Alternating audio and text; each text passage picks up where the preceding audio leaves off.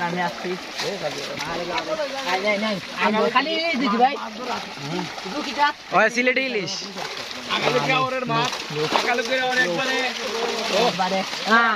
ও নেইলো ভাই কত কান্ডে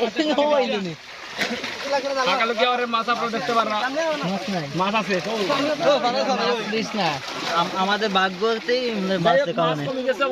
আমরা এদিকে মাছ বাগিয়ে গেছি বাক্কা বড় জাল বেটা